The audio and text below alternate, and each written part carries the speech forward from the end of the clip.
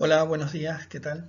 Bueno, continuando con nuestras clases de el curso de Arquitectura del Paisaje en el proyecto de Arquitectura, vamos a seguir viendo los componentes del proyecto de Arquitectura del Paisaje, que son los que estamos viendo, son los que constituyen las herramientas para lograr la infraestructura de soporte a ese proyecto de arquitectura que tiene como vamos a decir así, como exteriorización, la vegetación, ¿no? La morfología de la vegetación.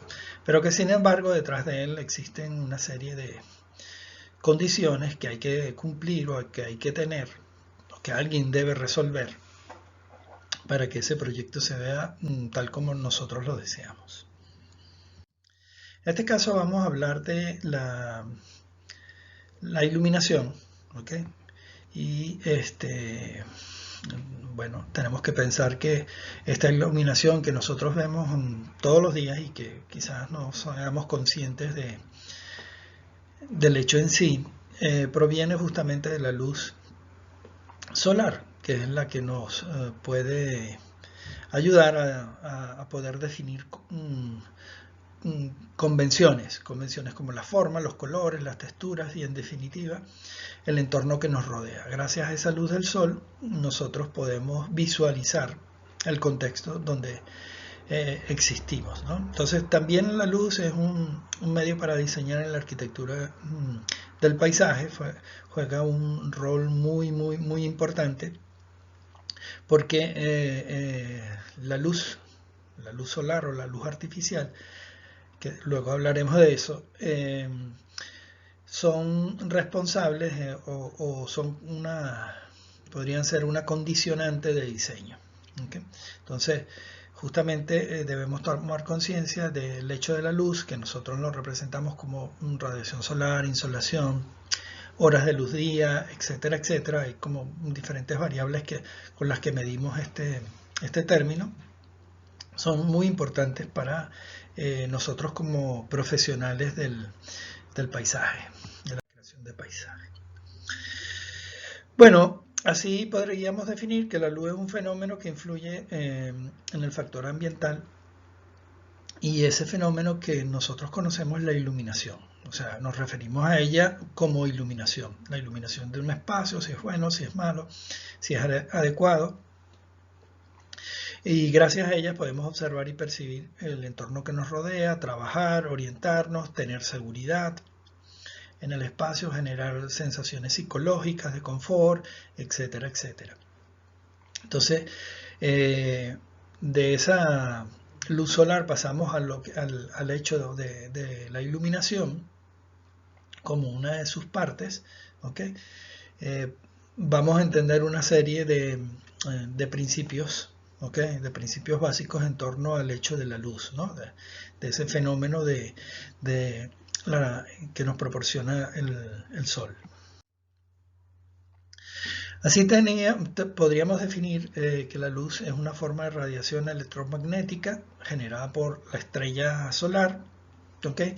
Visible a los humanos en una pequeña banda. O sea, toda la radiación que emite el sol no es percibido por el ojo humano, solamente aquella comprendida entre 400 y 700 nanómetros de longitud de onda.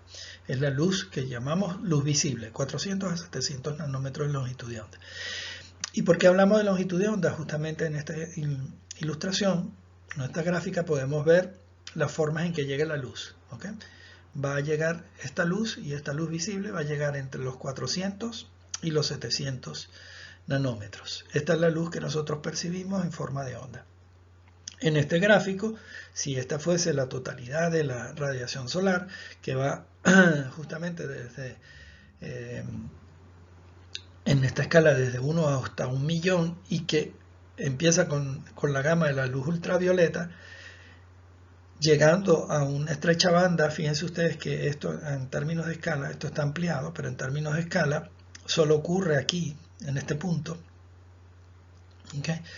Y es donde se refleja esta luz en diferente coloración, que es el violeta, el azul verdoso, el verde amarilloso, el amarillo, el anaranjado y el rojo. ¿Okay? Entonces, esta banda hasta antes de llegar a la luz infrarroja. Esto es la banda que nosotros vemos y son los colores que nosotros apreciamos, y la combinación de esos colores es lo que vemos en la gama colorimétrica, pues. ¿Okay? Entonces, eso es lo que llamamos el espectro de luz visible. Es muy importante porque los colores que nosotros vamos a ver en los equipos de iluminación van a tener que ver mucho de irse desde este lugar, los azulados, las luces que se ven como azules, como las fluorescentes, a las que se van a tender más al amarillo anaranjado, más al rojo, como son las incandescentes, conocidas como nosotros, o sea, los tubos de neón o la bombilla incandescente, por decirlo de alguna manera. Eso se maneja en esta gama. Entonces, podríamos hablar que la iluminación es la acción o efecto de iluminar, de donde la luz natural o artificial presenta características individuales y diferentes atributos cualitativos y cuantitativos. Como ustedes pueden ver, con la luz artificial nosotros no podemos imitar nunca la iluminación solar o la radiación que emite el sol. Por más esfuerzo que queramos hacer en un día soleado, si prendemos cualquier tipo de equipo de iluminación, no va a generar ningún efecto porque va a ser opacado por la intensidad de la luz solar. ¿Okay? Entonces, cada una de ellas presentan características individuales y diferentes atributos cuantitativos y cualitativos. ¿Okay? Entonces, por eso, la gama de esta iluminación puede influir en nuestro estado anímico. De hecho, detrás de toda esta, vamos a decir así, exposición que vamos a hacer sobre la iluminación, hay todo un apoyo de la teoría del color, en el cual el color influye en el estado, vamos a decir así, concluye y hace una diserción justamente de la relación que existe entre el color y el estado anímico de nosotros. ¿Okay? Aquí nosotros podemos ver el efecto en la noche de la iluminación artificial, la que vemos sobre la ciudad, y una iluminación natural que puede estar representada por una luna llena y o en su caso por un cielo estrellado. ¿Okay? Esa es la iluminación que nosotros podríamos de alguna manera percibir en el estado nocturno, ¿no? De día, como les dije, todo esto, por más que esté prendido, cuando sale el sol simplemente es opacado por la intensidad del mismo, ¿no? Vamos a ver cómo influye de alguna manera la luz natural en las plantas. Bueno, como ustedes saben, la luz o el sol en las plantas es una condición sine qua non para que exista vida. O sea, las plantas son unos organismos que a través de la luz solar y mediante la absorción de agua a través de sus raíces son capaces, o de su sistema radicular, son capaces de procesar mediante la absorción del carbono alimento. O sea, son los únicos organismos productores de alimento o de células aprovechadas como alimento para el resto de los seres vivos. Entonces, la luz es una condición, como les dije, sine qua non para que existan las plantas. Por eso es muy importante tomar en cuenta esa luz y la intensidad de la luz en el crecimiento de las plantas. ¿Okay? Ya lo vamos a ver más adelante. Ok, las hojas tienen ese aspecto verde, que nosotros, la mayoría de las hojas, hay hojas rojas, por supuesto, ustedes pueden decir hojas amarillas, anaranjadas, etcétera, pero la mayoría de las hojas son verdes porque esa parte de la planta absorbe preferentemente la luz violeta, azul y roja, que si nos vamos al espectro de luz visible, entonces estamos hablando que absorbe esta banda de luz, ¿ok?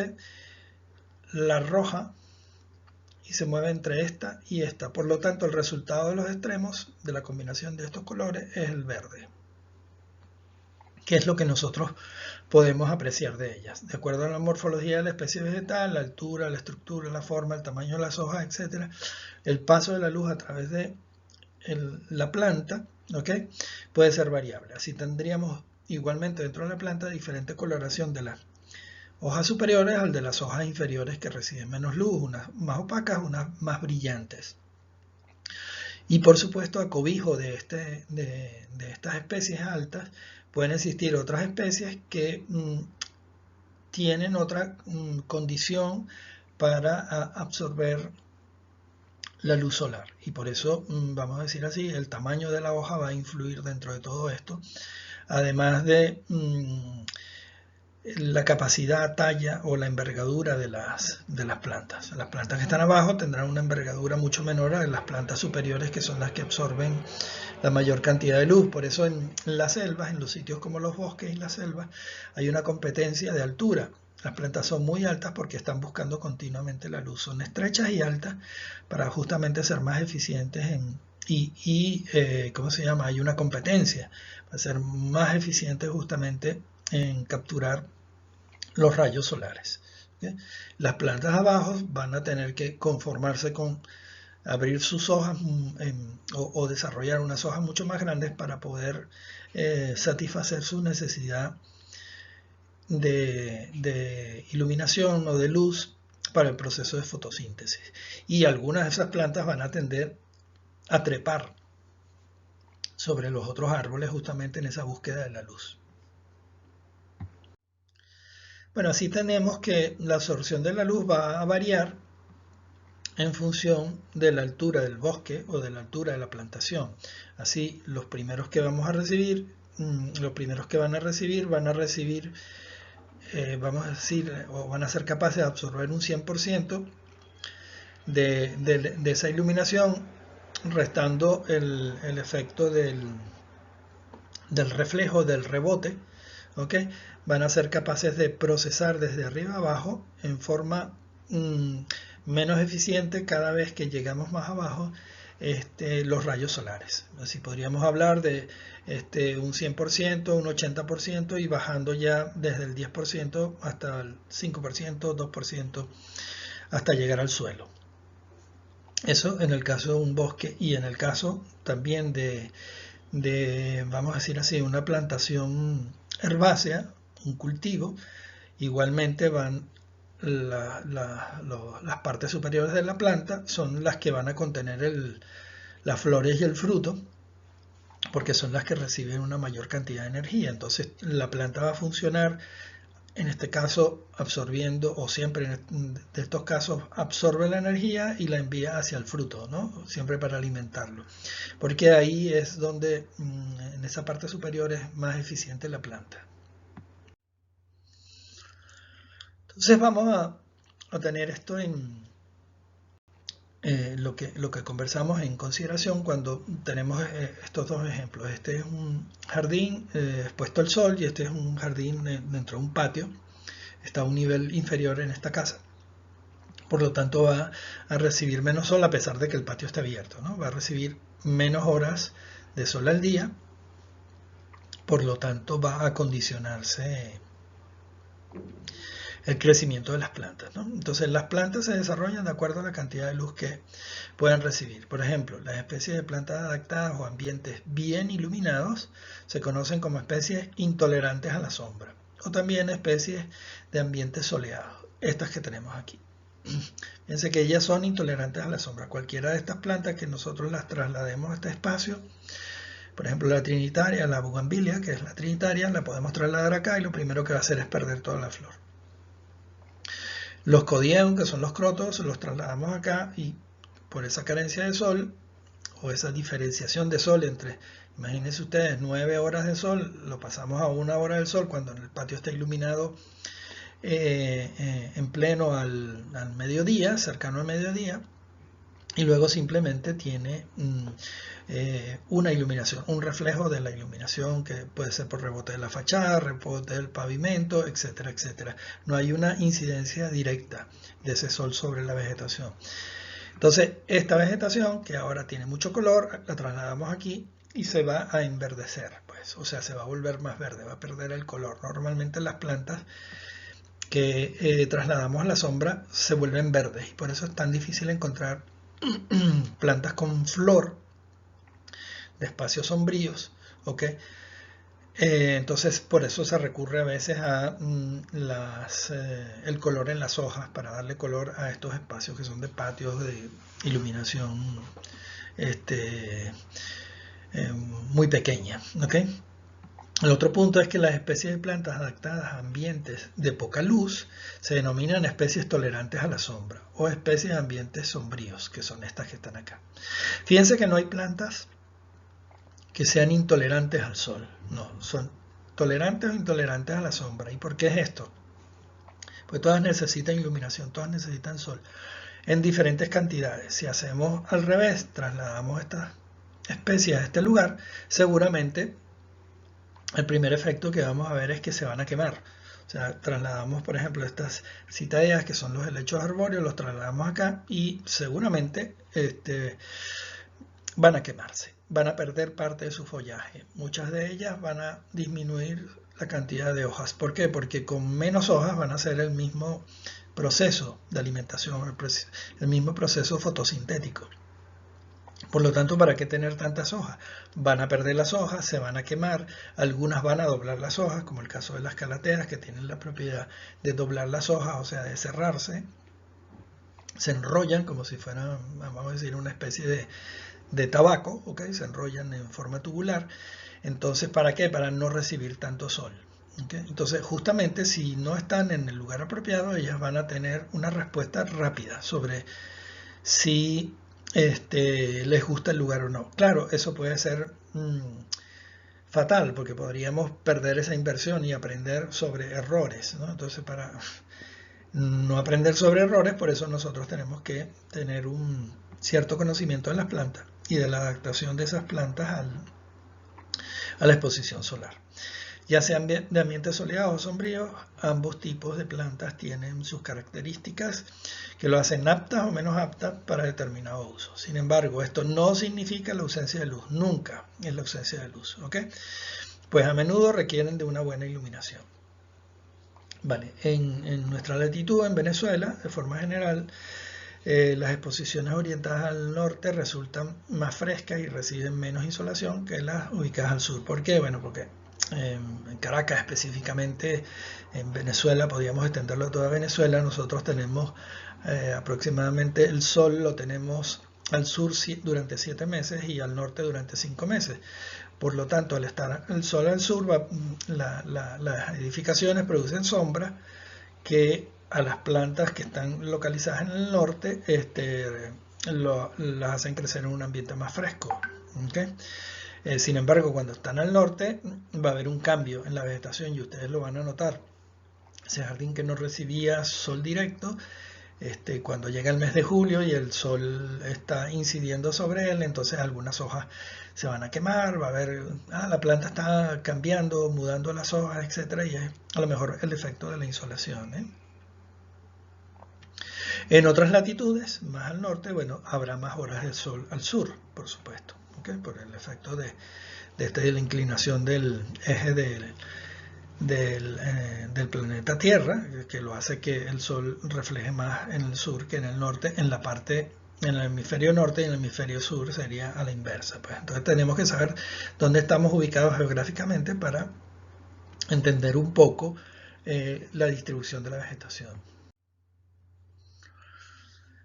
Las plantas de ambientes soleados crecen mejor en lugares abiertos, ya que la luz que se recibe directa del sol, por el contrario, las plantas de ambientes más bien sombríos crecen mejor a cobijo de otras plantas de mayor tamaño o a la sombra de alguna edificación. Otra cosa que podemos observar es que las hojas de las plantas de ambientes soleados son mucho más pequeñas. Por ejemplo, si nosotros tenemos un samán, que todo el mundo conoce, tiene hoja pequeña, o un tamarindo tiene hoja pequeña, o una acacia tiene hoja pequeña, mientras que las hojas grandes van a ocurrir justamente en los ambientes sombríos, bien debajo de grandes árboles o bien bajo el bosque.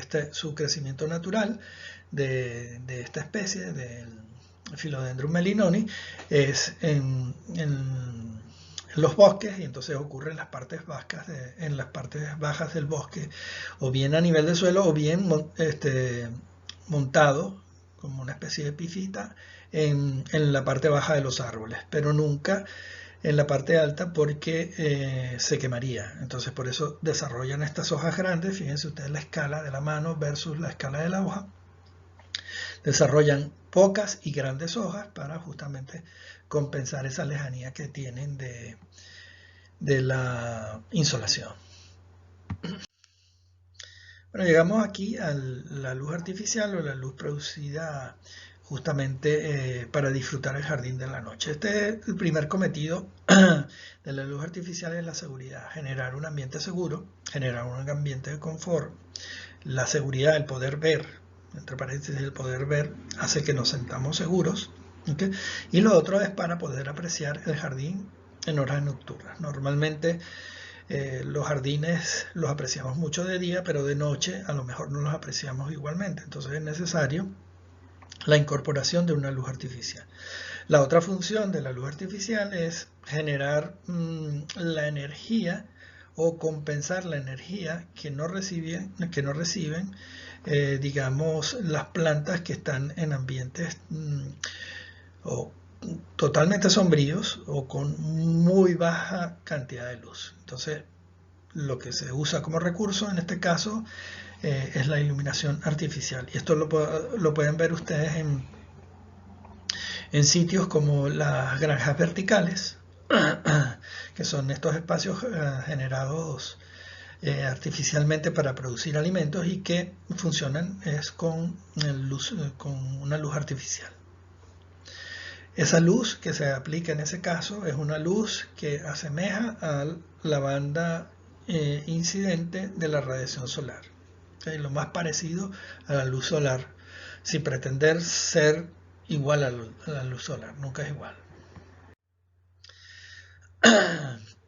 Perdón. La luz artificial juega un papel muy importante en la vegetación, no solo en el aspecto estético, sino también en su crecimiento. Por ejemplo, las lámparas que tienen emisiones espectrales de luz roja contribuyen al crecimiento de los tallos, y las que emiten luz azul, o sea, banda de luz azul, potencian el crecimiento formativo, acentuando la sensibilidad de la planta, ambas a patógenos y contaminantes que puedan existir en el lugar. Vamos a explicar dos cosas de esto. La luz, o sea, el espectro de luz roja o el espectro de luz azul no quiere decir que el bombillo, la luz, el emisor de la iluminación sea de color rojo o de color azul. Es simplemente el espectro, y esto lo vimos en la banda de luz visible. Son las luces que se aproximan a una temperatura del color hacia el azul, como son, por ejemplo, las lámparas fluorescentes. Fíjense que las lámparas fluorescentes son de luz azul, pero ellas no son azules. Emiten un color azulado, que nosotros nos podemos ver como más pálido bajo ellas. Normalmente, oye, qué pálido estás, porque estás en una oficina con luz fluorescente, entonces nos hace ver como más pálido.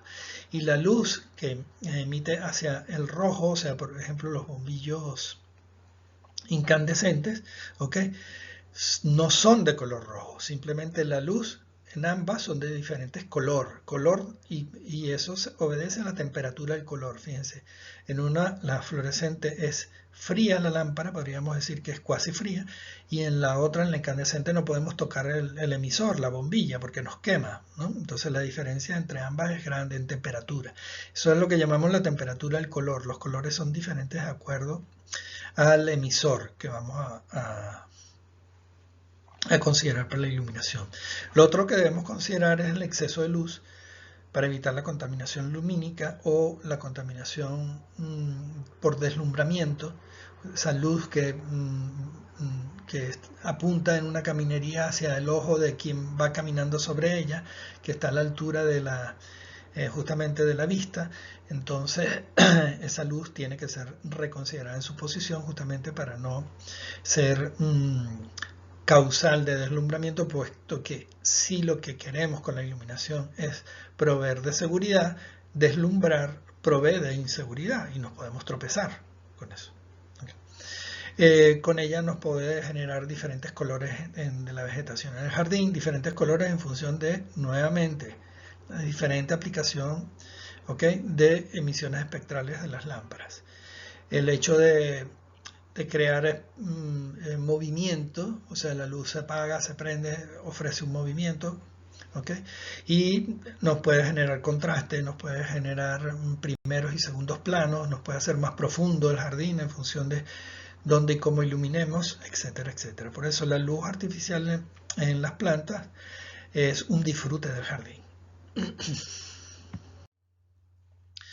Los instrumentos de iluminación son varios y su empleo va a depender de dónde nosotros estemos localizados. Cerca de la casa podemos tener luces aplicadas en la casa que iluminen hacia arriba, que iluminen hacia abajo, que iluminen abajo simplemente hacia el suelo, que iluminen en las caminerías para caminar en forma segura en la calle o en las zonas peatonales como las aceras con poste de iluminación a una cierta altura, en las vías a otra altura y en los estacionamientos o grandes autopistas a una altura mucho mayor y con equipos diferentes, ¿okay? O sea que el espaciamiento de cada una de ellas va a depender qué es lo que nosotros queramos hacer, cuál es el motivo de nuestro uso. Entonces así vamos a tener iluminaciones aéreas que vienen justamente, pueden ser originadas por un grupo de luminarias para iluminar áreas horizontales exteriores como áreas de circulación de vehículos, plazas, estacionamiento, aceras, caminerías, senderos. El criterio más importante es el valor de la iluminación horizontal promedio y su uniformidad. O sea, tiene que ser constante la iluminación, no que haya puntos muy llenos de luz y puntos oscuros, sino que tiene que haber de alguna manera una uniformidad, no una continuidad, pero sí una uniformidad, porque lo vamos a ver luego en las gráficas de cada una de las luminarias. Es difícil lograr la continuidad y la eficiencia 100%, pero sí una continuidad que al final el peatón, el andante, el usuario no note la diferencia. La otra son las luminarias que pueden estar colocadas sobre mástiles y postes, ¿ok? Utilizadas para la iluminación de vías, calles y estacionamientos, y lo que se quiere hacer con esto es elevar la luminaria para disminuir el espaciamiento y lograr una eficiencia en términos de iluminación. Entonces, por eso, vamos a decir así, en avenidas, estacionamientos o calles iluminadas, o calles donde las fachadas también aporten iluminación, de repente se logra el efecto de la seguridad simplemente iluminando a través de unos postes. Y los postes, porque ocurren arriba, porque se genera como un elemento vertical alejado del peatón, uno por seguridad contra el vandalismo, y lo otro que a una cierta altura el poste va a ser más eficiente, o sea, va a llegar a una vamos a decir superficie horizontal mucho mayor que colocándolo abajo. Lo vamos a ver en los gráficos posteriores. Aquí vemos un ejemplo. Estos son iluminación mediante postes. Fíjense ustedes, tienen unos postes enmarcados en rojo, ¿okay? Que son aquellos postes que iluminan bien hacia los lados y hacia adelante y poco hacia atrás. O sea, con esto ¿qué queremos hacer? No intervenir las fachadas de repente, o no intervenir en el terreno que está atrás porque no nos interesa, ¿okay? O que estas fachadas son acristaladas y no queremos que se refleje la luz sobre ellas. Entonces con esta bañamos lo que es la vialidad, por ejemplo, ¿okay? En este caso. Luego podríamos tener una iluminación de estacionamientos que pueden ser logradas con unas torres, ¿okay? Unas torres de gran altura que nos van a dar una iluminación uniforme, ¿okay? En esta forma que tenemos aquí. Y luego tenemos una iluminación de menor envergadura, de menor tamaño, por decirlo, por eso están más juntas y que van a iluminar hacia adelante, un poco parecida a esta, pero sin el haz ancho. Entonces eso nos va a lograr iluminar, vamos a decir así, la distancia de esta vialidad. Si este elemento fuese proporcional a este, a lo mejor nos quedamos cortos en iluminar la vialidad y se generarían espacios oscuros. Por eso la lámpara proyecta más hacia adelante que hacia los lados. Esto es un tema de selección de las lámparas, ¿no? Y luego hay otras lámparas que pueden ser usadas para los senderos peatonales, ¿no? Para las caminerías netamente peatonales. ¿Cómo distinguimos cada una de ellas? Bueno, vamos a ir al catálogo y en un catálogo vamos a poder seleccionar los tipos de luminaria que pueden ser aplicadas en postes. Entonces aquí en este catálogo que traemos como ejemplo, tenemos una luminaria tipo 2, tipo 3, tipo 4 y tipo 5, ¿verdad? Cada una tiene la morfología y la iluminación que vimos anteriormente. ¿Okay? Entonces aquí nos dicen para qué son adecuadas para áreas estrechas que sean paralelas a la línea de referencia de la luminaria, tales como calles y vías de acceso. ¿Okay? Y este, por ejemplo, el tipo 5, este tipo de iluminación es de iluminación simétrica, o sea, para todos los lados es igual, generan un patrón amplio y simétrico con excelente uniformidad para la iluminación de grandes áreas abiertas que pueden ser los estacionamientos y que a lo mejor esta iluminación no es tan intensa como la que podemos usar en la vialidad, por decirle de otra manera. ¿Por qué? Porque aquí el vehículo está estático en el estacionamiento mientras que esta está en movimiento. Entonces a lo mejor esta es blanca y esta tiene un cierto color para resaltar los colores los colores de los vehículos o los colores de ciertas partes de los vehículos, como pueden ser los faros posteriores, que luego podemos hablar de ello. Esta parte del catálogo nos muestra la curva, este es el poste y esta es la curva de eficiencia de la luminaria, y nos va a decir en función de la distancia cuál va a ser su eficiencia. Aquí vamos a tomar una eficiencia, que nunca vamos a optar por el 100%, porque el 100% está localizado en este punto. Entonces vamos a decir que esto podría ser una iluminación al 70-65%, y esta es la que vamos a seleccionar, esta forma, y esta forma es la que llevamos justamente al plano. Fíjense ustedes, esto que es la media curva, porque esto es simétrico para el otro lado, la podemos llevar y emularla aquí en el terreno, y con esto podemos sacar el área de iluminación con solapes, que debe haber solapes, y aquí hay áreas más oscuras o áreas más deficientes. Entonces tenemos que saber qué va a ocurrir en estos espacios, si van a ser complementados con otra lámpara o simplemente si esto es un espacio de paso y no requiere, vamos a decir así, ser iluminado. ¿Okay? Esas son decisiones de diseño.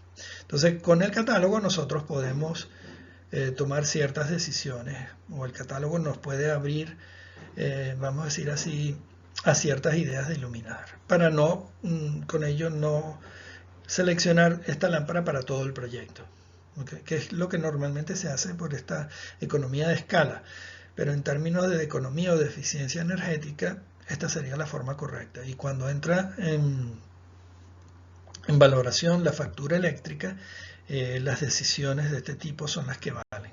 ¿Okay? Pues la inversión, a lo mejor la inversión inicial, bueno, es un tema, pero luego entra el tema de si tú te vas a quedar en la propiedad o tú eres el propietario de esa edificación, te va a interesar la gestión y el mantenimiento del proyecto. Entonces aquí hay unos ejemplos de diferentes postes, todos elevados, se van a elevar en función de lo que nosotros queramos, bien como torres o postes locales, etcétera, que iluminan hacia abajo o que iluminan hacia arriba y hacia abajo, etcétera, etcétera. Son decisiones de diseño. La óptica de cada uno de ellos, a lo mejor ilumina solo desde aquí hacia adelante, que tenemos acá ilumina para todos lados. Entonces son decisiones que nosotros vamos a tomar. Ojo, nosotros vamos a tomar, o el especialista que nos está asesorando en la especialidad de iluminación nos puede asesorar, nos puede guiar, etcétera, etcétera. Estos son otros elementos de iluminación, como son los volardos o los postes bajos. Estos son postes que normalmente van de 60 a 85 a 0,85, de 0,60 a 0,85 metros de altura, y que tienen diferentes aspectos, no solo por la marca o el modelo, sino que tienen diferentes formas de emitir la luz. Por ejemplo, tiene una rejilla difusora inclinada, por lo tanto nunca vamos a ver la lámpara y ella va a iluminar hacia abajo. Fíjese usted, ciega arriba, ilumina hacia abajo. Igualmente la luminaria está en la parte alta, ilumina totalmente hacia abajo en este caso, o sea, el ángulo es más cerrado hacia abajo. Va a iluminar bien horizontal y bien en el ángulo que podemos percibir. La bombilla está colocada o el espejo iluminador está colocada en este punto. Para eso, estos son la graficación, vamos a decir, de los volardos que pueden iluminar hacia abajo. Fíjense ustedes, este es el ejemplo de la rejilla de la rejilla difusora. El volardo con la rejilla difusora, él ilumina hacia abajo, no molesta nunca, nunca encandila. Es una luminaria muy ideal para, para las caminerías, ¿no?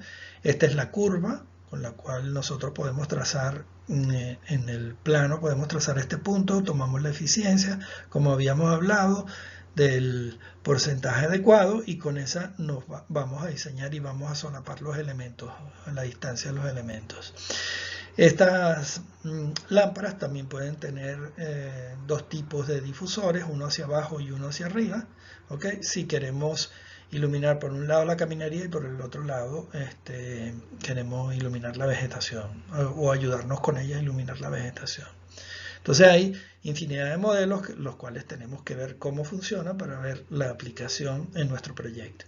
Esta sería la curva de eficiencia. Trasladada para acá podemos estimar hasta cuándo puede iluminar.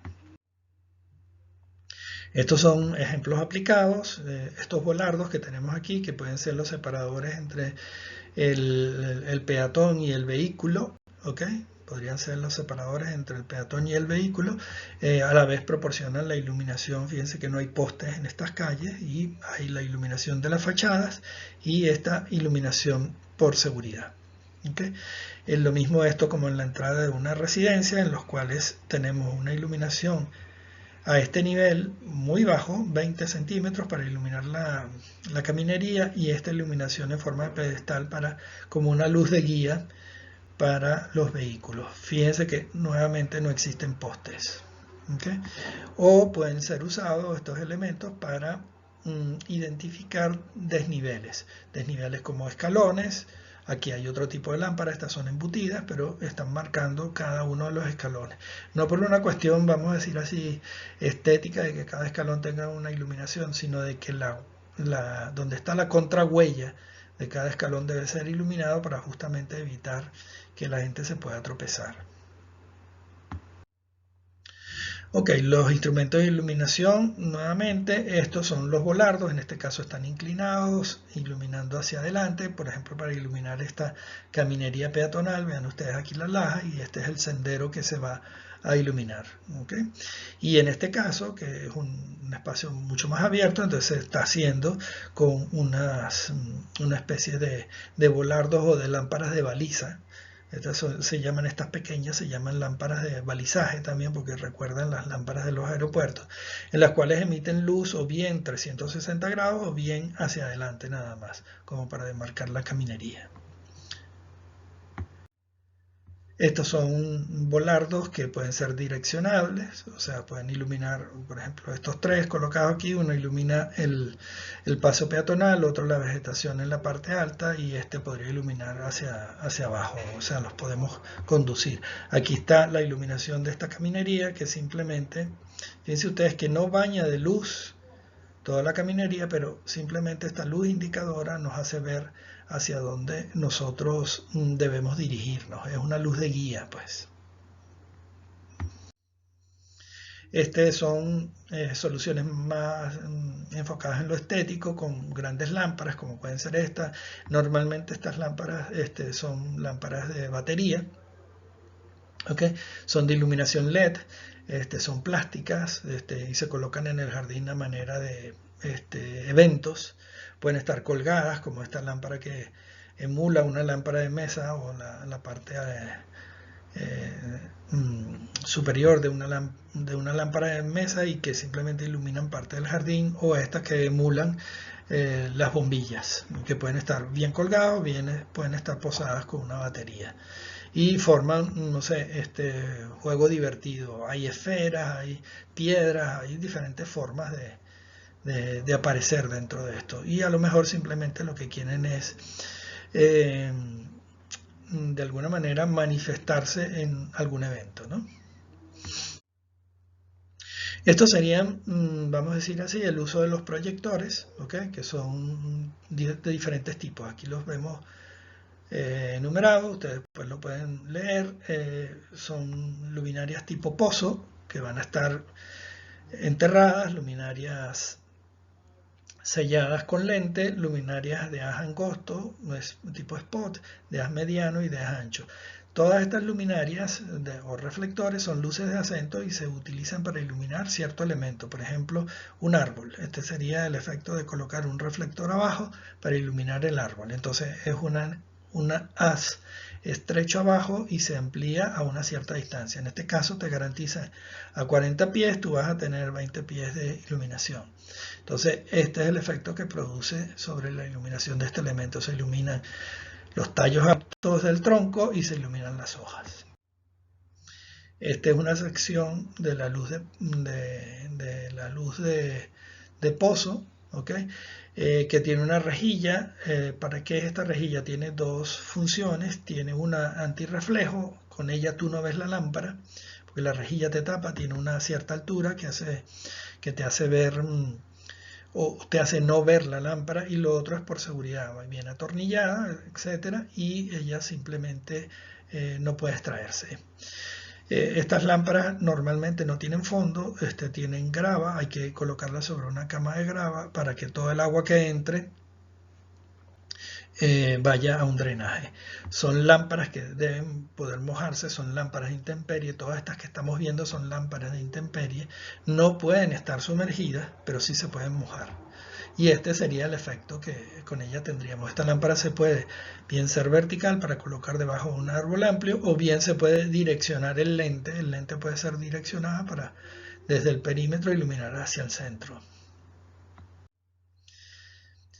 Estos son efectos que se pueden lograr con los reflectores amplios y estrechos, que podríamos tener el efecto claro de luna, que es aquel efecto con el cual nosotros podemos tener iluminación hacia abajo, ¿okay? Y podemos tener iluminación hacia arriba. ¿Cómo logramos esto? Bueno, colocando de repente unos pequeños reflectores abajo y unos micro reflectores en el follaje, para que a través del follaje se ilumine el suelo, que puede ser sobre la vegetación o puede ser sobre un pavimento.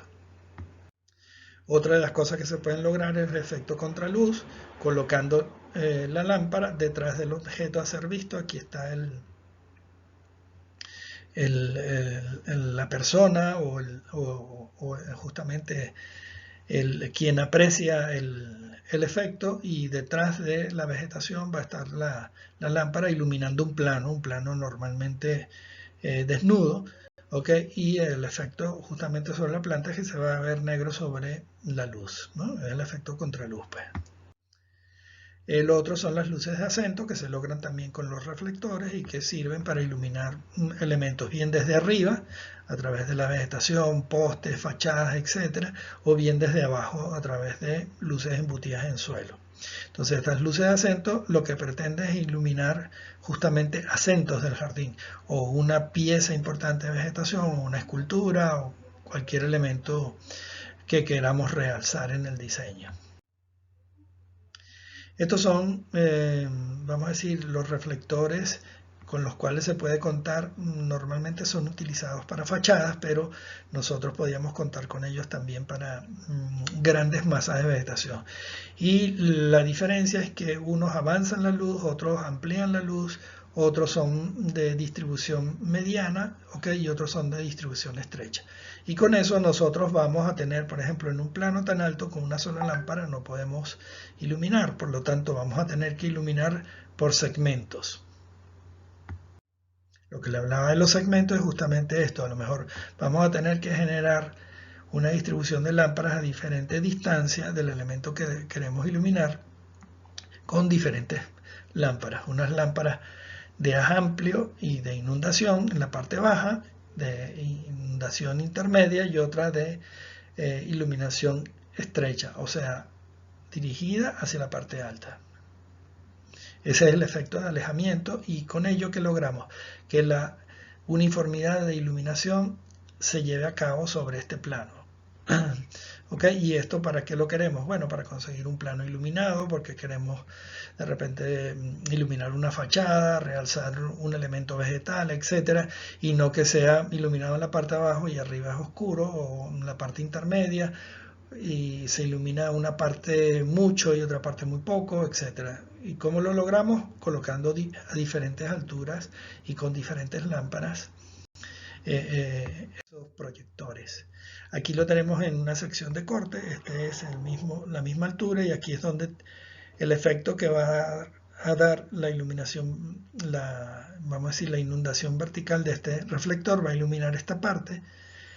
Este reflector se va a ocupar de esta parte, este reflector de esta parte y este reflector de esta parte. Por eso ustedes ven edificios de 15 y 16 pisos uniformemente iluminados, y es gracias al solape de aplicación de estos diferentes tipos de reflectores. Esto es toda una técnica, el tema de la iluminación, ¿no? Que en los primeros pasos yo podría recomendarles, bueno, ustedes pueden aventurarse a preseleccionar de un catálogo ciertos tipos de lámparas e ir a validarlos a un distribuidor a sabiendas de que tienen un criterio, porque el vendedor, o la tienda, siempre les va a querer vender la mayor cantidad de lámparas. Entonces, bueno, tenemos que tomar en cuenta eso, tener criterio a la hora de selección de las plantas, o hacer un preproyecto nosotros para llevárselo a quien nos va a suministrar los equipos. Al final ellos van a querer suministrar el equipo, siempre van a tender a poner más lámparas de las que son necesarias de repente, y en eso entra en juego nuestra experticia dentro de todo esto. En estos proyectos de iluminación, lo otro que deberíamos tomar en consideración son los materiales. Hay diferentes materiales que van desde los bronces, que son por supuesto los más caros, a las aleaciones de cobre, al cobre aluminio y al aluminio, y por supuesto, y lo puse aquí, el latón de hierro, ¿no? ¿Por qué el latón de hierro no lo uso? Porque es para intemperie. Entonces, al ser para intemperie, este latón generalmente está resuelto con remache, se oxida, terminan siendo unas piezas rodando por el jardín, que el jardinero nada más que con la cortadora de grama vuelve añicos la inversión en iluminación. Entonces, si vamos a decir así, todos estos componentes son los componentes de un proyecto de iluminación en el cual están envueltos, vamos a decir así, la fuente generadora de la iluminación, la distribución a través de cables por todo el jardín, que esos cables no van sueltos, sino que van en tubería normalmente, ¿okay? Hasta llegar a unos puntos de conexión, y de esos puntos de conexión van al equipo. Nada hacemos nosotros con economizar en un equipo que sea 3 o 5 dólares más barato que otro por el hecho de cambiar el material, si todo lo que está atrás es una inversión grandísima. Entonces eso es lo que hay que hacerle entender al cliente, que lo que va a comprar de último no es la gran inversión ha sido todo el sistema de tablero, el sistema de tuberías, cableados, etcétera, etcétera. Todo eso tiene un costo 100. Ahora la lámpara, ¿cuánto puede costar? 10 o puede costar 20. Bueno, la diferencia son solo 10 y no el doble, como podría pensar el cliente, ¿no? Entre 10 y 20. No, la diferencia es entre 120 y 110. ¿Okay? ¿Qué les recomiendo a ustedes? Bueno, para sitios residenciales a lo mejor pueden utilizar aleación de aluminio cobre, sitios residenciales, o sitios, vamos a decirlo así, ciertos desarrollos turísticos de alto target, etcétera. Podríamos estar hablando en ciertos lugares de estas aleaciones de cobre, en ciertos lugares cercanos a la apreciación del cliente. Cuando el cliente va a ver una lámpara, la ve de cobre, y es diferente a cuando ve una lámpara pintada de aluminio de color negro. O uno que también nos faltó aquí son las aleaciones de plástico. ¿Okay? ¿Qué les recomendaría en común? Usar aluminio cobre como aleación, o aluminio. ¿Okay? Aluminio es bastante resistente, se puede pintar en colores. Yo les recomendaría pintarlo de negro o marrón muy oscuro, eso que llaman dark bronze, para que no se vean de día. Es importante que las lámparas no se aprecien de día, porque empiezan a ser elementos de confusión. Entonces, lo que no son elementos estéticos, no los hemos diseñado nosotros. ¿Okay? Lo que hemos diseñado es un jardín, no hemos diseñado las lámparas, hemos diseñado el efecto de iluminación, no las lámparas. Entonces, esta lámpara de aluminio va a funcionar bastante bien para cualquier proyecto estándar, y en términos de, vamos a decir así, aleación de aluminio y cobre, yo las usaría en los proyectos cercanos al mar, los proyectos que sean susceptibles a la corrosión. Entonces ahí sí entra, vamos a decir así, un gasto adicional que es la prevención de la corrosión, ¿okay? Porque la salinidad realmente es lo que atenta contra la iluminación, porque está expuesta, pues esta iluminación está expuesta a la intemperie. Ahora hablamos de las fuentes de iluminación. Bueno, como les mencioné, hay diferentes fuentes de iluminación que van desde la banda ultravioleta, la infrarrojo, entre medio de eso en la luz visible. Entonces por eso vamos a tener diferentes tipos de color de la luz. Fíjense ustedes, cuando hablamos de color de la luz, no es porque esta lámpara sea amarilla, sino porque es incandescente, ¿ok? O porque la fuente emisora es cálida. Entonces, las cálidas normalmente se asocian con las luces más amarillas y las frías se asocian con las blancas. Entonces, así tenemos fuentes incandescentes o bombillo incandescente, que es el normal, el que inventó Edison, y hasta nuestros días aún permanece como la lámpara más económica, ¿okay? Es la menos eficiente de todas porque tiene una gran pérdida por calor, se calienta muchísimo. Para las plantas no es bueno porque las puede quemar. ¿Okay? Igual puede suceder con los aluros metálicos, el metal halide, que son lámparas muy calientes, son lámparas muy buenas, pero son lámparas calientes. Entonces, esta incandescente es la lámpara más económica, estándar, la que podríamos usar, y da una luz cálida. Tungsteno y halógeno son lámparas que normalmente se usan en las tiendas. Ustedes cuando ven una tienda donde todo brilla, donde todo se ve hermoso, es porque tiene un sistema de iluminación halógeno o tungsteno, porque todo lo hace muy resplandeciente.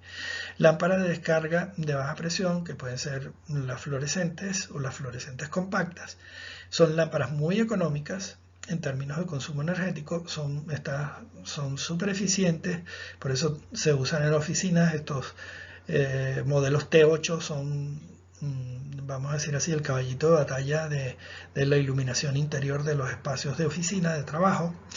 Después están las fluorescentes compactas, que son también económicas, pero que tienen la virtud o sea, primero no son lineales como las anteriores, son compactas, o sea, son más pequeñas, pueden simularse en cualquier lámpara.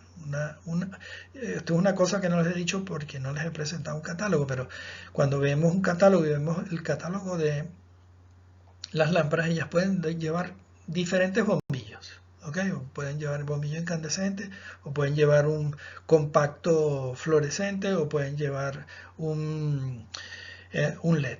¿Okay? Entonces la lámpara, la forma de la lámpara, esto que tenemos aquí, puede llevar diferentes fuentes luminosas.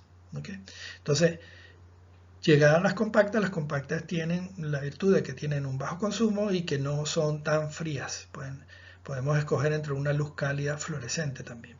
Luego están las lámparas de descarga de alta intensidad de vapor de mercurio y haluros metálicos. Esto, el metal halide, como se conoce, o los haluros metálicos, se utilizan mayormente en sitios deportivos. ¿Por qué? Porque son luces muy eficientes que bañan de luz a grandes distancias, y por eso se usan en estas torres que están a los extremos de los estadios, no en el perímetro de los estadios de béisbol, de fútbol, de lo que fuese, ¿okay? Y iluminan casi como si fuera de día ese terreno. ¿Okay? Entonces esos son los metal halide. Luego están los sodios de alta presión, ¿okay? Las lámparas de mercurio y de xenón, donde estas últimas que nosotros tenemos aquí, las de xenón, se están utilizando actualmente, están entrando en buena forma en la utilización en los vehículos por su alta eficiencia, ¿okay? Su alta capacidad, su alta durabilidad, etc. Son unas luces un poco blanquecinas, muy blancas, dan colores falsos. Con esto le queremos decir que falsean los verdes. ¿Okay? Luego tenemos las lámparas de sodio de baja presión. Entonces, que estas lámparas de sodio o las lámparas de sodio son utilizadas en vialidad, que son estas luces amarillentas. Son muy longevas, ¿okay? Por eso es una de las razones de escogerlo, y por el otro por el color, porque el amarillo resalta el rojo. Y justamente en vialidad, cuando nosotros manejamos, lo que estamos pendientes es de los stop del vehículo delante, del rojo que va a cambiar en el vehículo delante cuando frena o cuando deja de frenar. y eso lo resalta el amarillo. Por lo tanto, han sido muy utilizadas durante muchísimo tiempo y por eso muchas de las autopistas, etcétera, son de luz de sodio, y aparte de que tienen un menor efecto de encandilamiento. Luego tenemos otras lámparas que son las electroluminiscentes, los diodos emisores de luz conocidos como LED y los láser. ¿Okay? Eh, Todos ellos son, digamos, de una data mucho más reciente. Los LEDs es lo que se está llevando, vamos a decir así, en términos de aplicación, el mayor número de lámparas en el mercado, y es justamente por la eficiencia energética, un bajo consumo energético, y produce una buena cantidad de luz. ¿Okay? Entonces, por ello es su amplio uso en este momento, ¿no? Ellos producen una luz que va desde el blanco absoluto hasta el cálido, ¿okay? Entonces va a tener una temperatura de color variable que nosotros podemos escoger, y con ello podemos escoger el ambiente si lo queremos más cálido, o sea, más amarillento, si lo queremos más brillante, más blanco, ¿okay? Estas son algunas consideraciones generales de las fuentes de luz que nosotros tenemos. Entonces aquí podríamos tener algunas como que conclusiones. Los colores fríos producidos por el vapor de mercurio y algunos haluros metálicos realzan los follajes, porque el verde, o sea, al aplicar el azul sobre ese verde, se va a ver más intenso. Entonces estas lámparas, para algunas consideraciones, son excelentes, no falsean el color. Los tonos cálidos de los incandescentes y los halógenos, tanto en voltaje normal como en bajo voltaje, pueden ser obtenidos, o sea, podemos tener una eficiencia de lámparas de 12 voltios en vez de 120. Y con esto que les quiero decir, bueno, porque en proyectos públicos hay ciertos lugares donde exigen que el batiaje sea de bajo voltaje, o sea de 12 voltios. De 12 voltios. En Europa, por ejemplo, el voltaje normal no es 110 o 110, 120 como es en Venezuela, sino que es 240, o sea, es mucho más fuerte. Por lo tanto, un proyecto público, un hotel, una piscina, etcétera, que tenga un mal empalme a 240 puede ser letal. Entonces, por eso en ese tipo de proyectos se pide que sean de bajo voltaje. Entonces hay lámparas que son eficientes en bajo voltaje y otras lámparas que no lo son. Entonces aquí también eso va a reducir como que la gama de cada uno de ellos. Yo los invito a que ustedes lean cada uno de estos, porque nos va a dar unas claves que nos pueden hacer elegir una lámpara en lugar de la otra. ¿Ok?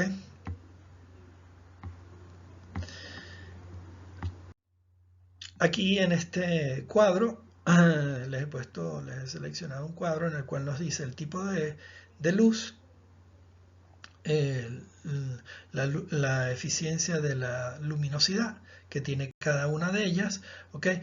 El batiaje en el cual nosotros lo podemos conseguir, ¿okay? Cada una de esas lámparas, y cada una de esas lámparas que podemos conseguir, cuál es su luminosidad asociada. Y una cosa que es sumamente importante, como van a ser las horas de vida, ¿okay? Donde podemos ir desde 50.000 horas hasta 1.000 horas en esos bombillos. ¿Okay? Esto está ordenado en términos de, vamos a decir así, de longevidad. Y lo otro que es muy importante desde el punto de vista del diseño, que ustedes deberían tomar en cuenta en los catálogos, es el CCT.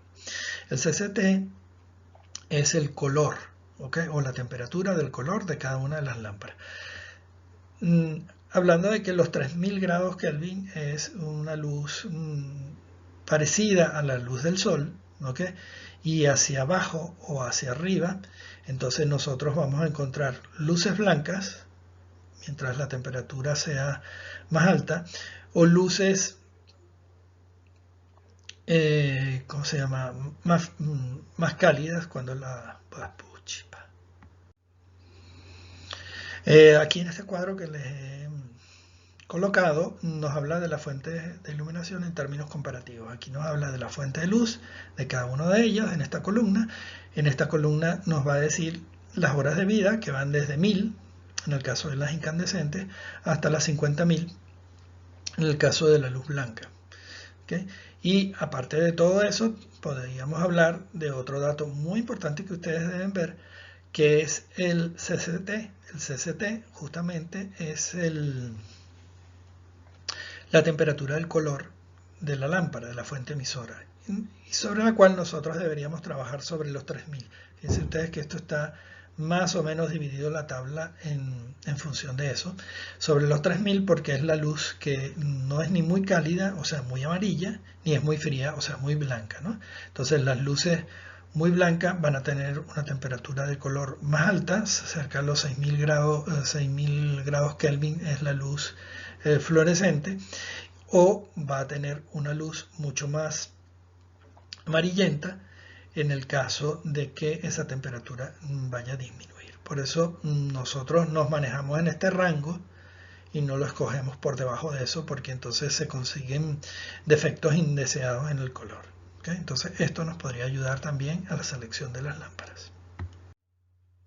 Y con esto concluimos esta sesión de la iluminación, donde les he resaltado cosas importantes en la iluminación. Realmente, como ustedes ven, este tema o esta sesión, no tanto la sesión, sino el tema o el módulo de los componentes del proyecto y lo que es la infraestructura y soporte del proyecto de arquitectura paisajista es muy amplio, ¿no? Y por eso hemos ido desde el drenaje, hemos ido desde el riego, hemos ido desde el suelo, hemos tocado términos de la iluminación y todavía tenemos que tocar 2 términos más para terminar esto del hard landscaping, ¿okay? O ese paisajismo duro. Vimos primero el soft landscaping a través de la sesión de vegetación, y ahora nos ha tocado todo esto que es el hard landscaping, y que en términos de trabajo, vamos a decirlo de alguna manera, del trabajo de la arquitectura del paisaje, esas son las proporciones. La proporción de trabajo de resolver los términos que soportan la vegetación quizás es más grande el trabajo que la misma vegetación. ¿Okay? Porque hay que resolver muchos temas constructivos, temas topográficos, temas de drenaje, temas de aplicación de agua, temas de iluminación, etcétera, etcétera. ¿Okay? Una de las maneras es delegar en especialistas cada una de estas, vamos a decir, especialidades, en la parte de riego, la parte de drenaje o la parte de iluminación, y resolver nosotros la parte de modelación del terreno a través de la topografía y la modelación de la vegetación. Sin embargo, creo, y por eso están presentes estas especies de presentaciones, o estas presentaciones, el camino es mucho más amplio, ¿okay? Y yo aquí lo que he tratado es de resumirlo, y como les dije, todavía nos faltan 2, que son los pavimentos y va a ser el mobiliario, que va a llevar el proyecto de arquitectura. Entonces, lo dejamos hasta aquí y nos vemos en las próximas clases. Gracias por su atención.